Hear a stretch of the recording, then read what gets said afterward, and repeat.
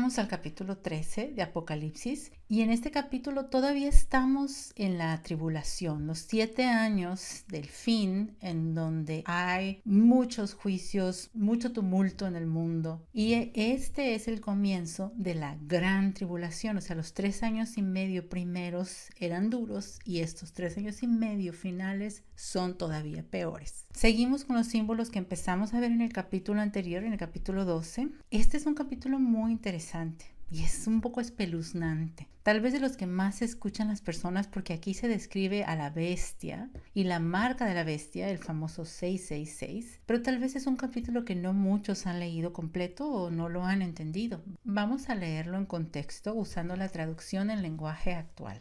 Entonces vi que del mar salía un monstruo con 10 cuernos y 7 cabezas. En cada cuerno tenía una corona y en cada cabeza tenía escritos nombres que ofendían a Dios. Este monstruo parecía leopardo, pero tenía patas de oso y hocico de león. El dragón le entregó a este monstruo su poder y su reino. Una de las cabezas del monstruo parecía tener una herida mortal, pero la herida sanó, lo que hizo que todo el mundo se asombrara y creyera en el monstruo. Todos adoraron al dragón, porque le había dado su autoridad al monstruo y también adoraron al monstruo. Decían, no hay nadie tan fuerte como este monstruo. Nadie puede luchar contra él. Al monstruo se le permitió creerse importante y decir que él era Dios. También se le permitió gobernar durante 42 meses. Pasado este tiempo empezó a insultar a Dios, a su templo y a todos los que están en el cielo. También se le permitió pelear contra el pueblo de Dios y derrotarlo. Y además se le dio autoridad sobre la gente de todas las razas y pueblos, idiomas y países. A ese monstruo lo adorarán todos los que no tienen sus nombres escritos en el libro del Cordero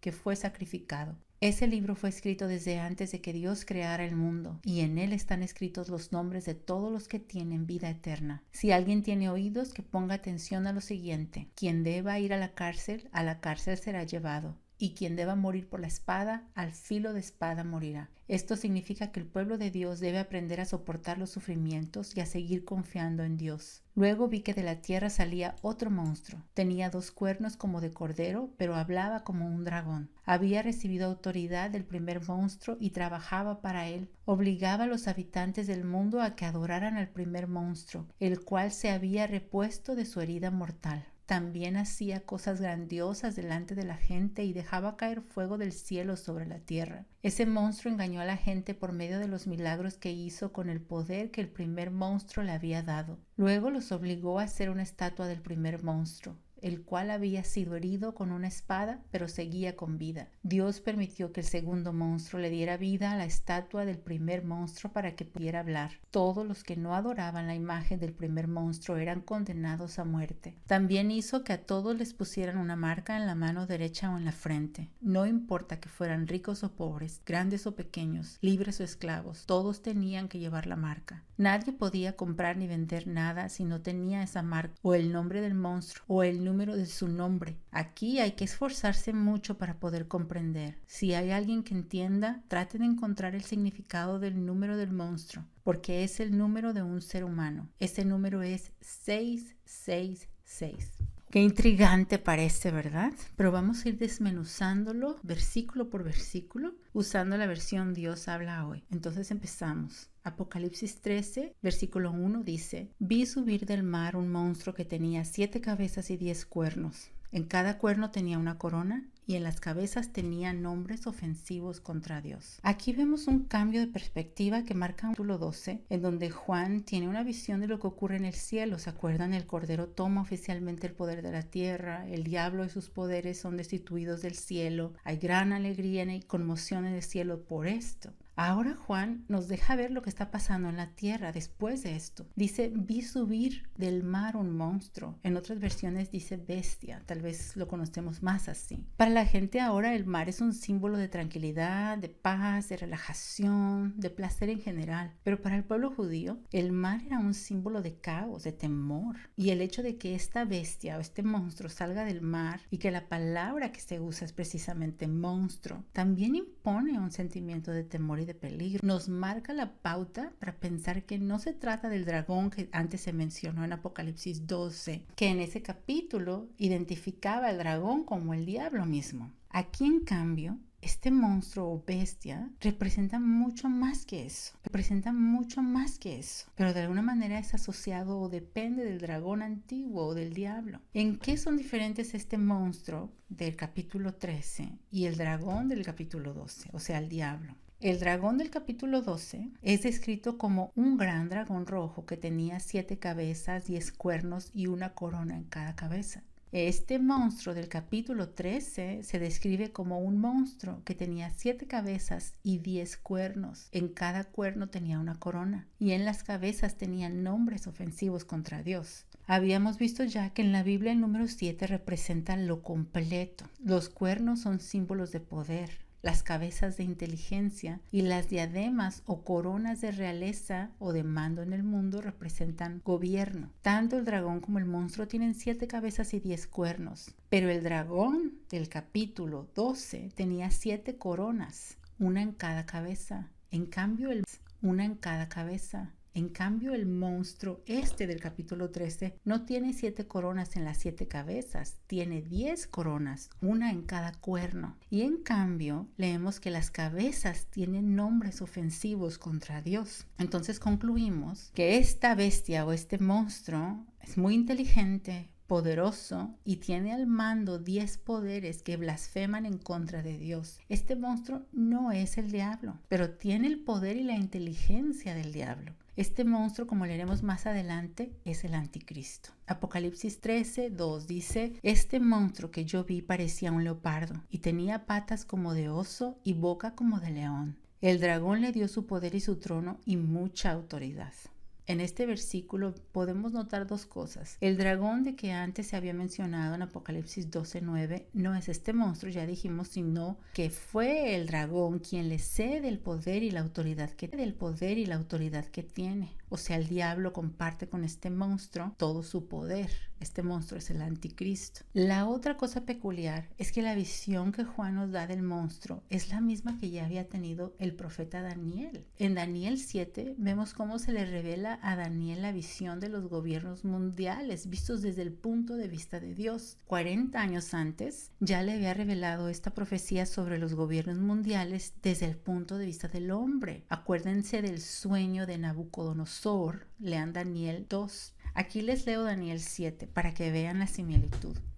Una noche, durante el primer año del reinado de Belsasar en Babilonia, Daniel tuvo un sueño y visiones. En cuanto se despertó, puso por escrito las cosas principales que había soñado. Esto es lo que escribió. Yo veía en mi sueño que los 4 vientos soplaban y agitaban las aguas del mar. De repente, 4 enormes monstruos diferentes uno del otro salieron del mar. Mientras yo lo estaba mirando, le arrancaron las alas, lo levantaron del suelo y lo apoyaron sobre sus patas traseras, poniéndolo de pie como un hombre, y su cerebro se convirtió en el de un ser humano. El segundo se parecía a un oso, alzado más de un lado que de otro, el cual tenía 3 costillas entre los dientes, y oí que le decían: anda, come toda la carne que puedas.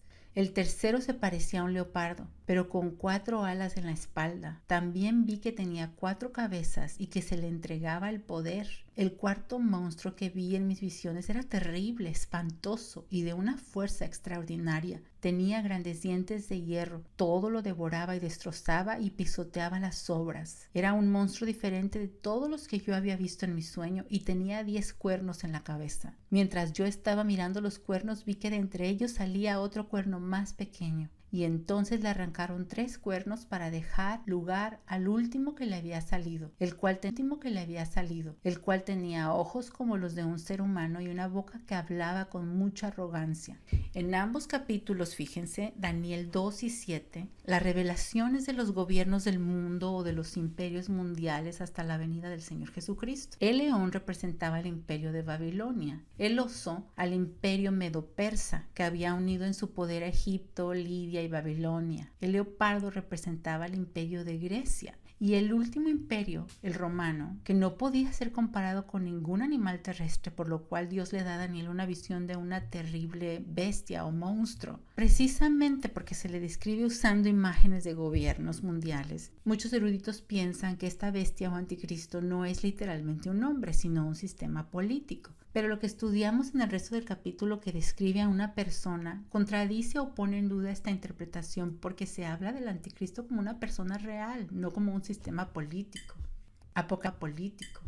Apocalipsis 13:3 dice, una de las cabezas del monstruo parecía tener una herida mortal, pero la herida fue curada y el mundo entero se llenó de asombro y siguió al monstruo. Esto de ser herido mortalmente y ser sanado nos habla de algo que acontecerá con el anticristo. Va a sufrir una herida mortal, pero sanará o resucitará de manera milagrosa, que es lo que implica este texto. Dense cuenta qué poco original es el diablo y hasta qué punto intenta copiar lo divino. En su afán de parecerse a Cristo, querrá pasar por la muerte y la resurrección. Y una vez que el mundo vea este milagro, lo van a adorar. Apocalipsis 13:4 dice, adoraron al dragón porque había dado autoridad al monstruo, y adoraron también al monstruo diciendo, ¿quién hay como este monstruo y quién podrá luchar contra él? Fíjense que no solo adoran al anticristo, pero también adoran al diablo, porque saben que su poder no puede venir del mismo anticristo, o sea que viene del diablo. Y esta es la cosa difícil de creer, que abiertamente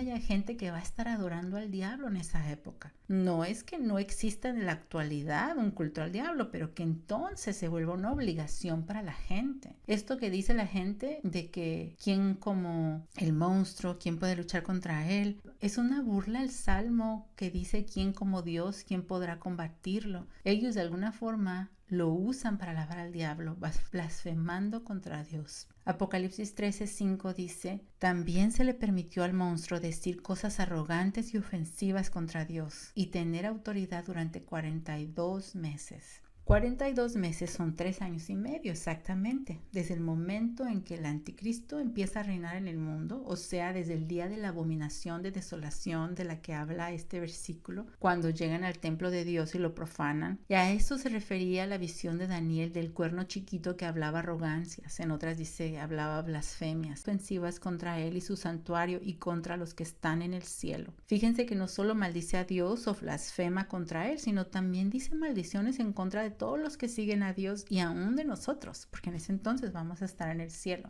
Apocalipsis 13:7 dice, también se le permitió hacer guerra contra el pueblo santo hasta vencerlo, y se le dio autoridad sobre toda raza, pueblo, lengua y nación. Daniel 7:25 nos avisa de lo mismo, que va a odiar a todos los que sigan a Cristo. Y se le va a permitir matarlos o vencerlos físicamente, porque tendrá el poder de hacer lo que quiera por 3 años y medio. Y lo que él quiere, obviamente, es acabar con los que no están de su parte. Para los que creemos que la iglesia ya fue raptada para este entonces, los santos que se quedan en este entonces, a los cuales el anticristo persigue, son todos aquellos que se convierten durante la gran tribulación. Los que no creen en el rapto piensan que se va a tratar de todo creyente que esté vivo en ese momento, incluyendo a la iglesia si es que llega a sobrevivir para ese entonces. Apocalipsis 13:8 dice, a ese monstruo lo adorarán todos los habitantes de la tierra cuyos nombres no están escritos desde la creación del mundo en el libro de la vida del Cordero que fue sacrificado. Los adoradores de la bestia monstruo no han sido escritos en el libro de la vida, lo cual nos hace pensar que una cosa lleva a la otra y viceversa. En este libro de la vida, que por cierto la Biblia dice están escritos los nombres de todos los que son salvos, lean Apocalipsis 20:15, y por deducción los que no están no se van a salvar. Este es uno de mis versículos favoritos. En la versión original se escribe el libro del Cordero que fue sacrificado desde la creación del mundo. Porque a pesar de que sé que el tiempo es un concepto terrenal, que aún se sabe que fuera de nuestro universo no tiene relevancia alguna, me doy cuenta que en el plan divino todo estaba listo, que a Dios no lo sorprende nada. No le sorprendió la caída del hombre en el Edén. Dios tiene un plan supremo, no la caída del hombre en el Edén. Dios tiene un plan supremo, no un plan B y plan C. Él tiene un plan maestro. Pasar la eternidad a tu lado le cueste lo que le cueste. Aunque el precio que le costó fue muy alto y el costo fue su propia vida. Desde el principio de los tiempos Dios había planeado el plan de rescate antes de crearnos. Se los voy a demostrar con la palabra. Juan 17:24 es la oración de Jesús y él oraba, Padre, tú me los diste y quiero que estén conmigo donde yo voy a estar, para que vean mi gloria, la gloria que me has dado, porque me has amado desde antes que el mundo fuera hecho. Y luego Primera de Pedro 1:20 dice, Cristo había sido destinado para esto desde antes que el mundo fuera creado, pero en estos tiempos últimos ha aparecido para bien de ustedes. Efesios 1:4 dice, Dios nos escogió en Cristo desde antes de la creación del mundo, para que fuéramos santos y sin defecto en su presencia por su amor. Y finalmente, Mateo 25:34, Jesús dijo, y diré al Rey a los que estén a su derecha, vengan ustedes, los que han sido bendecidos por mi Padre, reciban el reino que está preparado para ustedes desde que Dios hizo el mundo. Ahí está, para que lo estudien. Apocalipsis 13:9 dice, si alguno tiene oídos, oiga. O sea, en otras palabras, pon atención, porque esto es importante. Apocalipsis 13:10 dice, a los que deban ir presos, se los llevarán presos, y a los que deban morir a filo de espada los matarán. Aquí se verá la fortaleza y la fe del pueblo santo. Esto significa lo siguiente, no vas a poder pelear contra el anticristo. Si te le opones, vas a estar de parte de Dios, pero vas a tener que morir físicamente. Apocalipsis 13:11 dice, después vi otro monstruo que subía de la tierra. Tenía 2 cuernos. Su aparición, fíjense. Parece similar al otro monstruo, el anticristo, en el sentido de que se les describe igual como monstruos con cuernos, pero no vienen del mismo lugar. Uno viene del mar y este otro viene de la tierra. También vemos que este monstruo tiene que ver con el diablo, porque habla como él dice, hablaba como dragón. Este monstruo es subordinado al segundo, o sea, ayuda al anticristo. En Apocalipsis 13:12 lo vamos a ver con más detalle, pero algo que quiero hacerles notar es que el diablo no es original. Tratará de engañar a la humanidad haciéndose pasar por Dios, por Cristo y hasta por la persona del Espíritu Santo. En otras palabras, trata de fabricar su propia Trinidad al hacer que venga un falso Mesías, o sea, el anticristo, y un falso profeta, este monstruo, que hará que la gente adore al anticristo. Esta bestia tiene 2 cuernos, dice el versículo, que parecían de cordero. En otras partes lo interpretan como que puede tener 2 cuernos porque como los cuernos son símbolo de poder, este monstruo tiene poder en 2 ámbitos, el político y el religioso. Pero yo creo que es porque viene como cordero, o sea, en supuesta humildad. Todos nos imaginamos que el anticristo y su falso profeta se van a ver malos y diabólicos, pero no, van a engañar al mundo. Apocalipsis 13:12 dice, y tenía toda la autoridad del primer monstruo en su presencia y hacía que la tierra y sus habitantes adoraran al primer monstruo, el que había sido curado de su herida mortal. Aquí vemos cuál era la función de este monstruo o del falso profeta, era hacer que la gente adorara al anticristo. Podemos también ver que tiene autoridad total, aunque algunas versiones no dicen en presencia de ella, que implica que cuando no está en presencia del anticristo no tiene autoridad, pero sí indica que es una total sumisión al anticristo la que va a tener el falso profeta. Apocalipsis 13:13 dice, también hacía grandes señales milagrosas, hasta hacía caer fuego del cielo a la tierra a la vista de la gente. Para Juan es importante mencionar que entre las señales milagrosas que hará este monstruo está la de hacer que caiga fuego. Lo cual de alguna manera imita el poder de los 2 testigos anteriores que ya estudiamos en Apocalipsis. Lean Apocalipsis 11:5 y el ministerio y poder del profeta Elías del Antiguo Testamento. Lean Primera de Reyes 18. Esto nos hace pensar que no todos los milagros que vemos vienen de Dios. Acuérdense del poder de los magos del faraón. Lean Éxodo 7-9, que estos magos podían recrear en cierta manera las señales y prodigios que hacía Moisés con el poder de Dios. Dios, que es más sabio, nos aconseja que juzguemos al mensajero o profeta por su mensaje, no solo por las señales y maravillas que realiza. Lean Deuteronomio 13 del 1 al 5. Y en el Nuevo Testamento es más específico acerca de las señales que va a realizar el anticristo. Lean Mateo 7 del 22 al 23, Mateo 24 y 2 de Tesalonicenses 2:9. Apocalipsis 13:14 dice, y por medio de estas señales que se le permitía hacer en presencia del primer monstruo, engañó a los habitantes de la tierra y les mandó que hicieran una imagen de aquel monstruo que seguía vivo a pesar de haber sido herido a filo de espada.